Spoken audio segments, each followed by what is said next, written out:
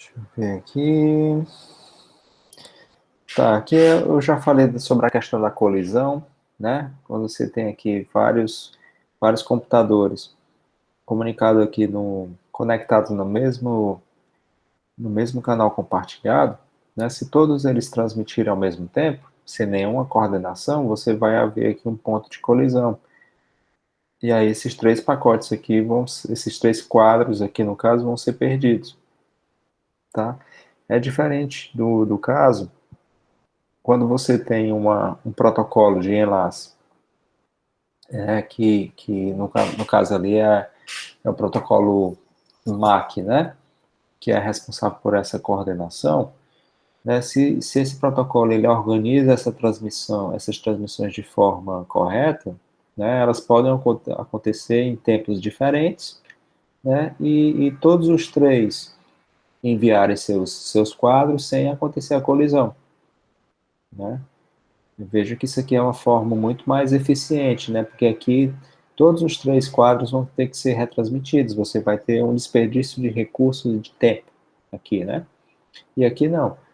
Os três, eles podem ter demorado um pouquinho mais para terem transmitido, porque tiveram que esperar a sua vez de transmissão, por exemplo, mas esse tempo aqui de espera foi muito menor do que o tempo de espera de ter que retransmitir todos os três de novo, né?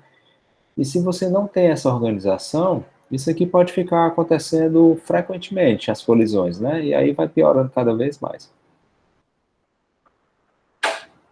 E aí eu queria trazer para vocês, pessoal, um primeiro tipo de protocolo protocolo MAC, né, que é o de controle de acesso ao meio, são os protocolos baseados em divisão de canal, tá? Nós temos três formas principais aqui de dividir esse canal compartilhado, tá? Tem o FDMA, o TDMA e o CDMA, né? Isso remete um pouco também aquele conceito de multiplexação que a gente estudou em outras partes, né? Lá na camada ou lá na disciplina de transmissão, né? E também nessa disciplina de redes, quando a gente está falando ali de computação de circuitos versus computação de pacotes, não sei se vocês se lembram, né? Mas os tipos de redes que são comutados por circuitos, né? Onde você tem ali uma reserva dos recursos logo no início do estabelecimento de uma conexão, né? A forma de você dividir esses recursos e multiplexar as comunicações ali dentro, né? Também a gente comentou lá do TDM e do FDM, né? Quando você pega e divide os recursos na frequência ou divide os recursos nos slots do tempo.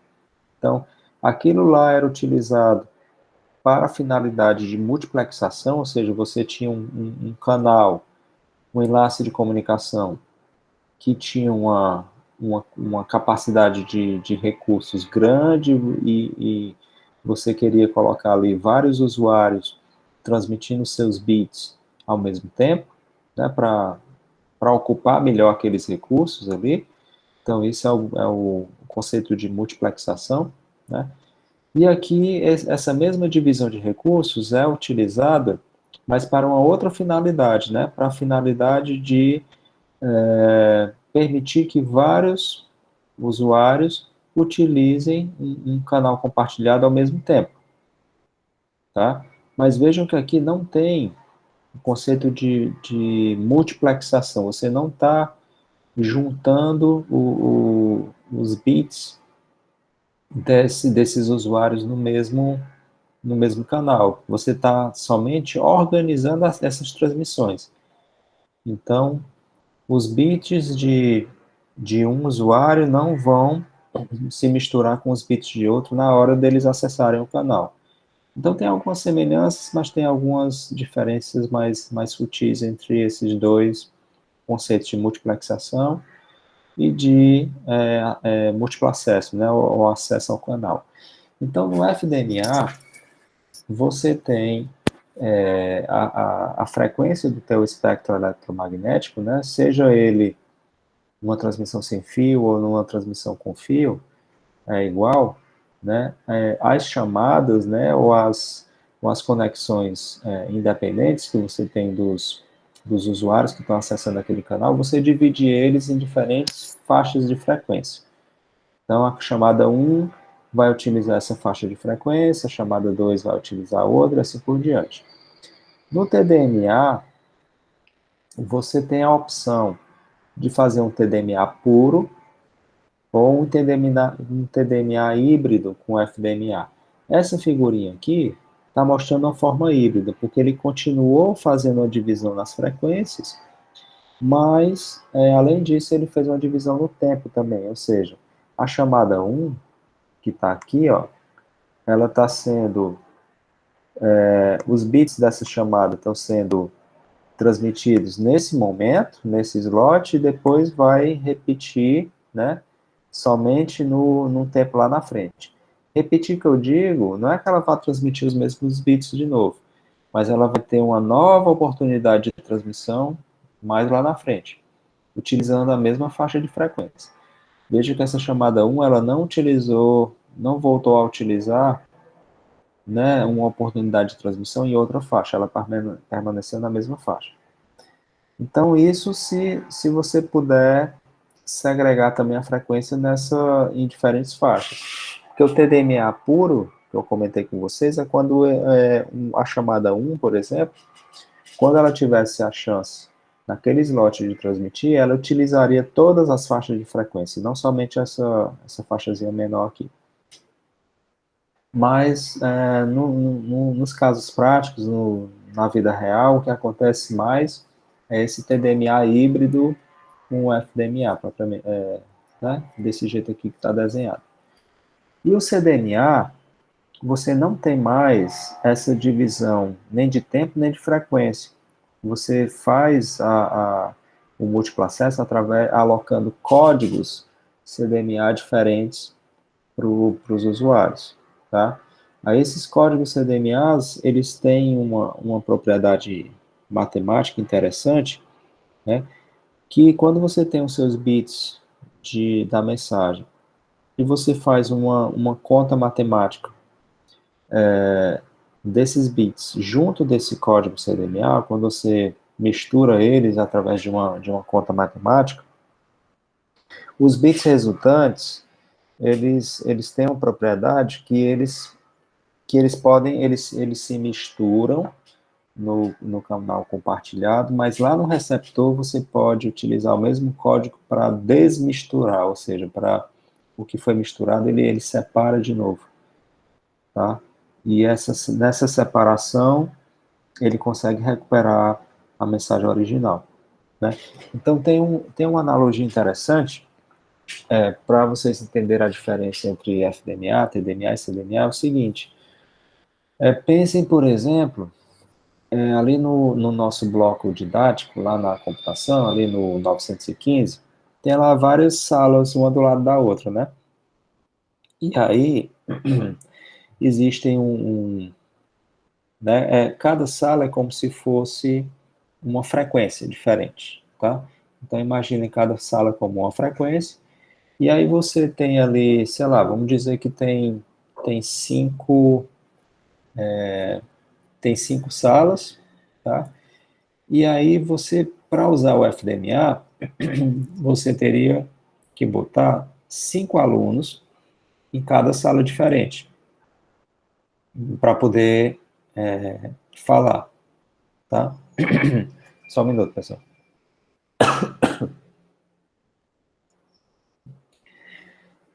Então, nessa separação de salas, se cada aluno falar em uma sala diferente, um não vai interferir com o outro, porque um não vai escutar o outro.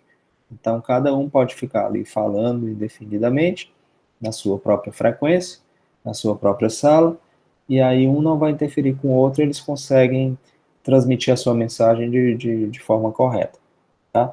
No TDMA, nesse TDMA híbrido aí, né, você agora poderia colocar mais alunos dentro das salas, por exemplo, por estar 2 alunos dentro de cada sala, mas em vez de você permitir que os 2 falem ao mesmo tempo, eles ficam fazendo rodízio. Durante um tempo, um aluno fala, depois ele silencia e o outro fala. Aí depois dá a volta a vez para o primeiro e assim por diante. Então, você agora poderia ter, por exemplo, 10, 15 alunos nas mesmas salas, só que dentro de cada, eles vão continuar sem escutar uma sala ou outra, certo? Porque eles estão em salas diferentes, frequências diferentes, mas eles ficam fazendo rodízio no tempo. Ou seja, todo mundo tem a oportunidade de falar, né? E dá certo a comunicação, não tem a colisão das mensagens. Porque esses protocolos de divisão de canal, eles têm eles têm a propriedade de evitar a colisão, tá? Não existe a colisão aqui. E o CDMA, o que é que seria o CDMA? O CDMA é como se você colocasse mais usuários dentro de um grande auditório. Então, é como se você pegasse ali aquelas 5 salas, você quebrasse as paredes, né, transformasse aquilo ali num grande auditório, juntasse todo mundo, e todo mundo pode falar na mesma grande sala, no mesmo auditório, ou seja, na mesma frequência, e ao mesmo tempo, você não precisaria fazer mais rodízio. A diferença é que agora cada um vai falar um idioma diferente, certo? Então, falando idiomas diferentes, né, quem estivesse ouvindo aquela mensagem, soubesse falar aquele idioma, iria entender a mensagem, entendeu? Então, os códigos, eles funcionam como se fosse a linguagem, o idioma que estava sendo falado. E aí eles podem utilizar a mesma frequência, o mesmo tempo, mas falando em idiomas diferentes, eles não se misturam. Só que existe uma propriedade interessante do CDMA, que é o seguinte: vocês podem imaginar, se todo mundo dentro da sala começar a falar muito alto, ninguém vai se entender, tá? Então, os sistemas CDMAs, que utilizam CDMA, eles são sistemas limitados por interferência, porque você tem um grau de interferência maior desse tipo de sistema, né? E você não pode subir muito o volume dessas mensagens, porque uma vai começar a interferir na outra. Então tem essa limitação aí. Interessante que isso que eu estou trazendo para vocês, né, esses protocolos de divisão de canal aqui, FDMA, TDMA, CDMA, eu estou falando num nível mais generalista aqui da camada de enlace, né? Mas se vocês pensarem num sistema de comunicação móvel celular, né, onde você tem o seu smartphone e você se comunica com uma estação rádio base, uma torre de celular que está instalada na cidade, né? Isso também é um enlace de comunicação, tá? Isso pode ser visualizado e é visualizado como uma camada de enlace que está transportando quadros, né, do meu celular para a torre celular e vice-versa. Então, tem um canal de comunicação sem fio ali, né? Existe um protocolo de enlace, né, que é específico de cada tecnologia. Então, se eu estou utilizando 4G, é um protocolo de enlace. Se eu estou utilizando 3G, se eu estou utilizando 2G, né, são protocolos de enlaces diferentes, com formatos de quadros diferentes.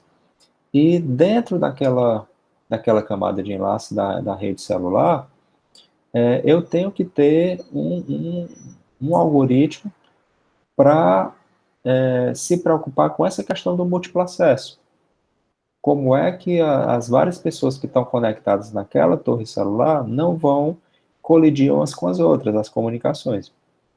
Então, esses esquemas de divisão de canal aí que eu estou mostrando para vocês, eles são implementados na prática nas diferentes gerações das redes celulares. Então, na segunda geração, o 2G, né, eles utilizavam, tinha redes que utilizavam o FDMA, né, e tinha redes que utilizavam o TDMA, ok? Na primeira geração era tudo frequência, era FDMA, depois na segunda geração, o 2G, tinha uma coisa híbrida, tinha sistemas com FDMA e com TDMA, então o GSM, que é um protocolo de segunda geração muito popular no mundo e que foi utilizado aqui no Brasil, ele é TDMA, esse TDMA híbrido aqui que eu estou mostrando para vocês.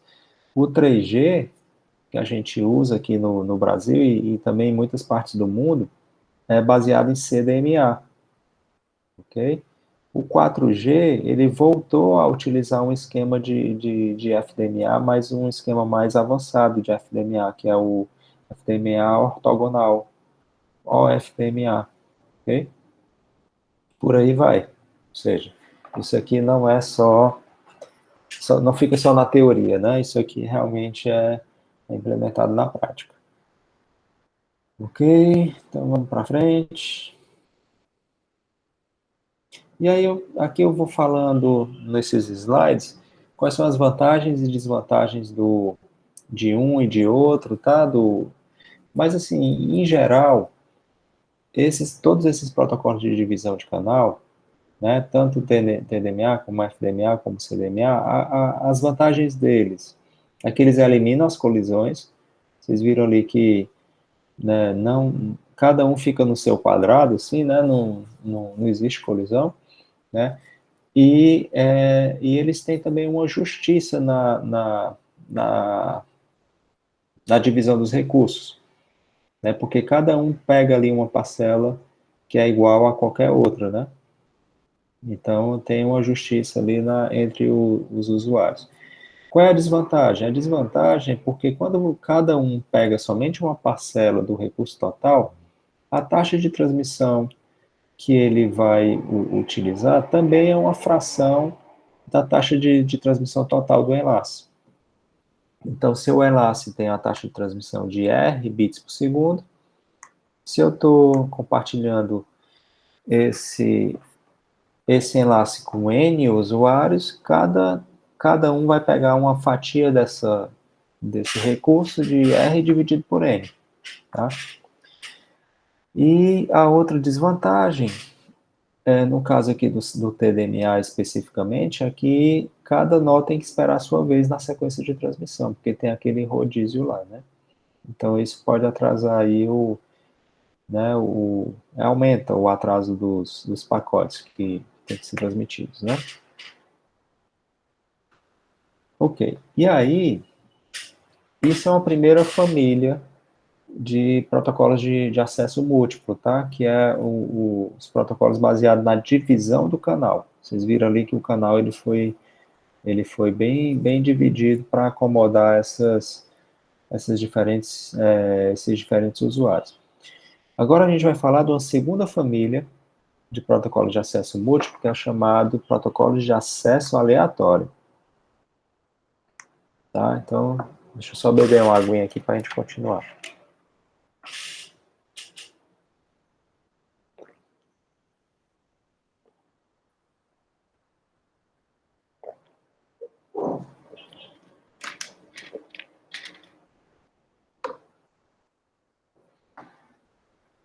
Nessa segunda família de protocolos, eles já de cara, eles já atacam uma das limitações da primeira família, é porque os nós, quando eles vão transmitir, eles transmitem na taxa total do canal, tá?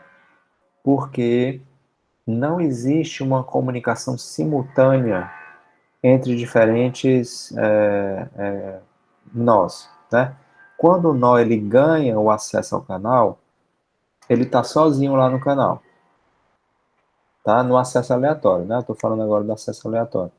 Então, quando ele ganha o acesso, ou seja, quando é permitido a ele utilizar o canal, ele está sozinho, ou seja, ele pode utilizar a taxa toda do canal. Diferente lá do outro, né? No outro, ele nunca estava sozinho, né? Ou tinha gente utilizando outras frequências, ou tinha gente utilizando outros tempos, ou utilizando outros códigos. Então, a taxa sempre era dividida, né? E aqui no acesso aleatório, não, ele transmite uma taxa total. Então, a primeira diferença. Segunda diferença, aquele primeiro, ele evitava totalmente as colisões, ou seja, colisão zero, não existia, tá? Nos protocolos de acesso aleatório, as colisões existem, as colisões ocorrem, ou seja, porque o protocolo, ele é mais maleável, assim, ele é mais liberal, ele permite que em algumas situações aconteça a colisão. E essa ocorrência da colisão é aleatória, porque os nós, quando eles transmitem, quando eles tentam acessar o canal, esse acesso é aleatório, você não sabe quando um nó ou outro vai ter dado para transmitir. Isso vai depender do tráfego dele e tudo mais. Então, como esse tráfego ele é aleatório, esse acesso, toda vez que ele tiver tráfego para transmitir, ele vai fazer uma tentativa de transmitir. Então, essa tentativa de acesso também é aleatória, por isso que se diz que é acesso aleatório. Okay? E outra característica dessa família de protocolos aí, ela, quando acontecer uma colisão, que como o acesso aleatório, pode acontecer de dois ou três ou mais tentarem acessar ao mesmo tempo. Tá? E aí vai acontecer a colisão. Se acontecer a colisão, cada nó que é envolvido nessa colisão vai tentar retransmitir, né, repetidamente aquele pacote perdido. Mas aí nessa retransmissão, existem umas regrinhas que o protocolo impõe, entendeu? Ele não vai retransmitir na cabeça dele na doida, não. Ele vai esperar um tempo aleatório, né, que vai ser diferente do tempo que o outro vai esperar, né? Então, uma forma de você, uma vez que você detectou a colisão, por exemplo, detectou a colisão entre dois nós, tá? Então, esses dois nós vão ter que retransmitir. Então, o protocolo, ele força que essa retransmissão ocorra em tempos diferentes. Então, o nó 1 vai retransmitir um tempo X, que é sorteado, e o nó 2 vai retransmitir o pacote dele que ele perdeu no tempo Y, que também foi um tempo sorteado de forma aleatória.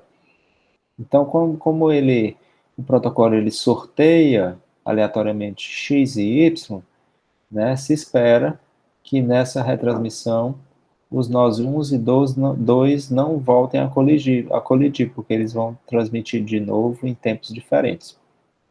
Tá? Então, essa é a lógica por detrás desses tipos de protocolo. Então, tem dois exemplos de protocolos mais conhecidos dessa família, que é o Aloha e o CSMA. Tá? O Aloha foi o primeiro que foi proposto, ele é um algoritmo bastante simples, mas também, por conta dessa simplicidade, ele não tem um desempenho tão bom. Ou seja, ele permite colisões excessivas, né? Ele é muito liberal nesse sentido, e essas colisões excessivas acaba diminuindo muito o rendimento dele, tá? Então ele é bastante conhecido assim, e ele é ensinado assim pela pela forma didática assim que ele opera, né? Então é bom a gente conhecer como ele funciona, mas hoje em dia ele não é utilizado, né? O CSMA, que é um que veio depois, né, que é o Carrier Sense Multiple Access, né, acesso múltiplo com detecção de portadora, né? Ele é um algoritmo que se tornou bastante popular, né? Então tem variantes desse protocolo que foi utilizado tanto no protocolo Ethernet, que é o CSMA-CD com detecção de colisão, né, Collision Detection. Então, na primeira geração, dos equipamentos que usavam a internet, eles utilizavam o CSMA-CD, né? E tem o CSMA-CA, que é o CA é Collision Avoidance, que é, ele tenta evitar a colisão, e não só detectar, antes de detectar, ele tenta evitar. E é utilizado até hoje no protocolo Wi-Fi. Tá? O Wi-Fi ele utiliza CSMA-CA. Okay? E aí, ao longo do tempo, foram sendo lançadas diferentes variantes do CSMA, tá? Em diferentes protocolos né, que foram surgindo. Ok, deixa eu ir para frente aqui. Eu não vou entrar em detalhes do Aloha, tá, pessoal? Porque é mais fácil de vocês darem uma lida e entenderem sozinhos, tá? Eu queria passar aqui para comentar sobre o CSMA,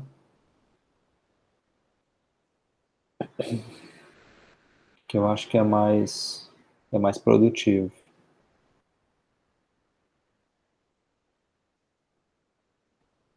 Essa parte aqui ele está falando do CSMA, do Aloha, né?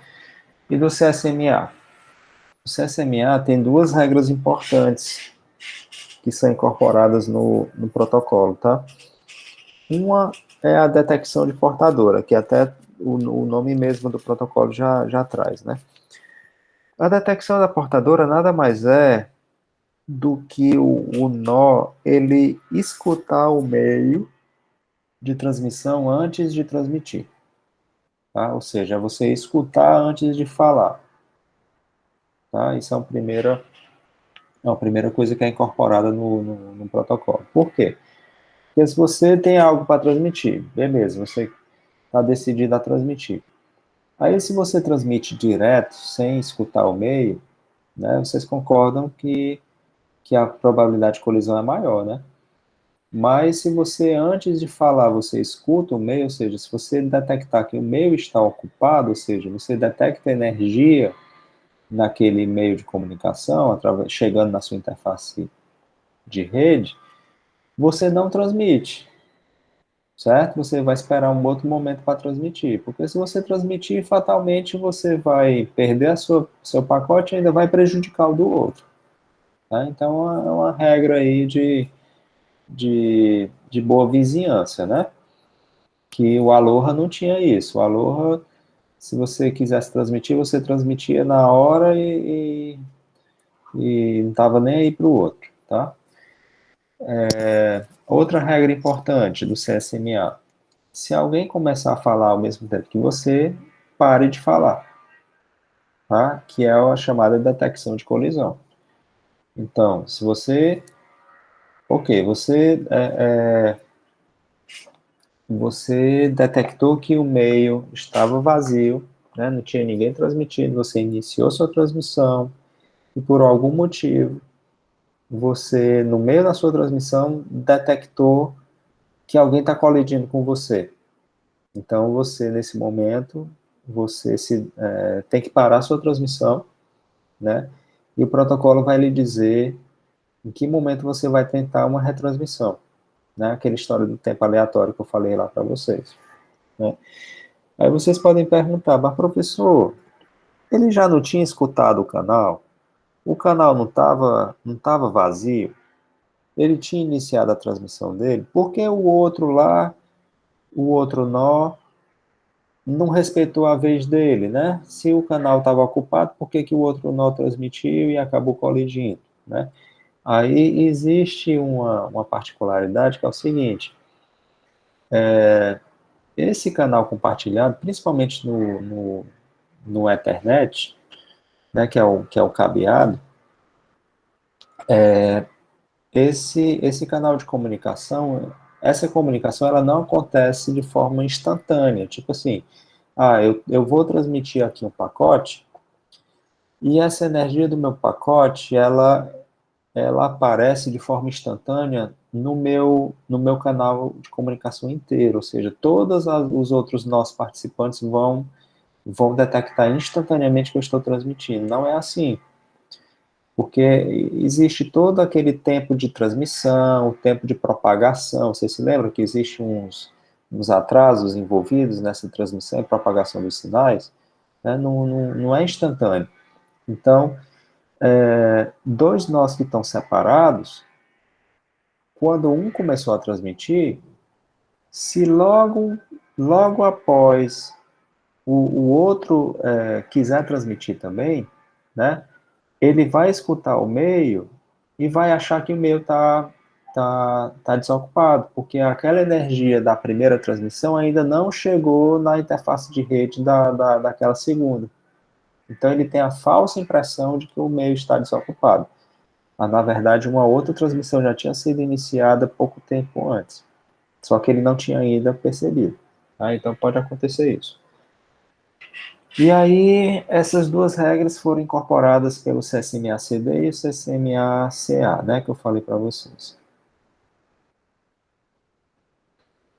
Então, aqui está explicando isso que eu falei para vocês.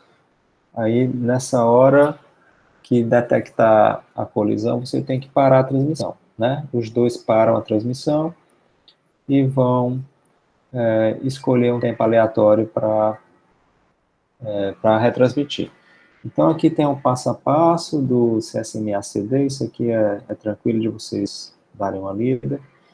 Aí eu queria falar para vocês sobre a escolha desse valor do tempo de espera. Tá? Esse tempo de espera é justamente quando aconteceu a colisão, cada nó participante da colisão tem que esperar um tempo aleatório. Não é? Mas aí como que o protocolo calcula esse tempo? Né? Existe um algoritmo chamado algoritmo de recuo exponencial binário, né, que é o algoritmo de Beckhoff. Né? O Beckhoff é esse recuo em inglês. Né? E aí tem esse tempo de recuo, esse tempo de espera, ele tem uma fórmula exponencial. Tá? Ele começa por um tempo pequeno, certo? E à medida que mais colisões forem acontecendo, né, ele vai aumentando esse tempo, tá? E aí, o interessante do CSMA é que o CSMA, ele não determina, né, de forma explícita qual é o tempo que cada nó vai ter que esperar. Ele determina um intervalo de valores, né, daquele tempo. Então, para cada nó, existe um intervalo de valores diferente. Né? E cada nó, dentro desse intervalo, ele sorteia o seu próprio tempo que ele vai esperar, antes de tentar a retransmissão. Tá?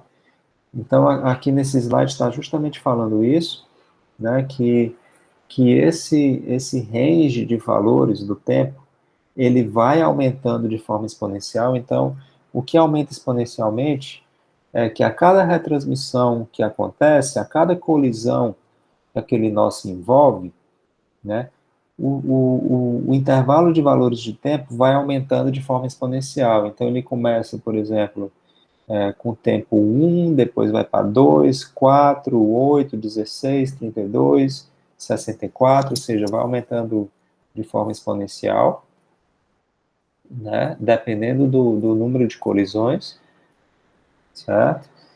E quanto maior for o intervalo de tempo, né, que pode acontecer aquele, né, que o valor de tempo vai ser sorteado dentro daquele intervalo, mais difícil vai ficar sendo de dois nós sortearem ao mesmo tempo. Que pode acontecer isso, né?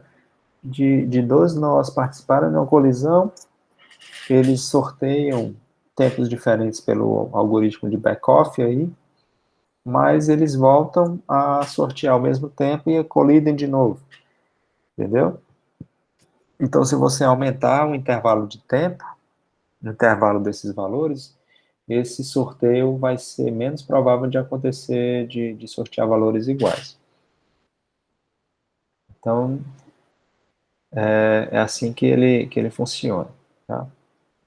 E aqui é mostrando o desempenho aí de diferentes versões do CMA, do CSMA. Vejam aqui que o Aloha ele tem um desempenho bem menor, ou seja, a vazão de dados que ele obtém, né, quando você quando você aumenta o tráfego da rede, ele tem um pico aqui, depois ele começa a descer, tá? E diferentes valores do CSMA obtêm picos diferentes, né, e maiores do que o Alor, ou seja, o CSMA ele mostra um desempenho melhor do que o Alor, e todos eles também têm essa questão da diminuição do desempenho, ou seja, quando você aumenta muito o tráfego, né, ou seja, você aumenta muitos nós querendo acessar aquele e-mail compartilhado, você tem um aumento de colisões, né? E ao aumentar essas colisões, você acaba diminuindo a vazão de dados útil dentro do teu sistema. Então, eles chegam aqui num pico, e a partir desse pico eles começam a degradar a qualidade, porque existem muitas colisões, né? Com exceção aqui de duas versões aqui do CSMA, que é o não persistente, ou então o 0.01 persistente, né? Que essa questão da persistência é quando o CSMA permite, né, que você fique tentando repetir a retransmissão de forma mais, mais frequente, né? Então, ele altera o funcionamento daquele algoritmo de backoff, né, para permitir que ele insista mais vezes na retransmissão. E essa mudança aí no protocolo permite aqui que ele consiga um desempenho maior, né, mas ele acaba demorando mais a chegar, né, no nível aqui de rendimento maior, né, mas eles têm um rendimento melhor do que os outros aqui. E aí, por fim, a gente tem aqui a terceira família de protocolos, que é o protocolo de revezamento. Tá? Protocolo de revezamento, existem dois exemplos mais clássicos de protocolos, que é o Token Ring e o FDDI, né, que são utilizados aqui. O Token Ring é muito utilizado em topologias de anel, né, de redes locais em anel, né, e o FDDI é mais para fibras óticas. Tá? E aí, você tem um acesso controlado, né? Você não tem colisão, porque somente uma estação vai transmitir por vez, né? Mas tem a questão dos tokens. Como é que ele organiza a transmissão? É porque cada estação, cada nó, só vai poder transmitir se ela receber um token, se ela receber uma permissão, né? E aí, por meio desse funcionamento, esse protocolo ele evita as colisões e né, permite uma coordenação ali das transmissões.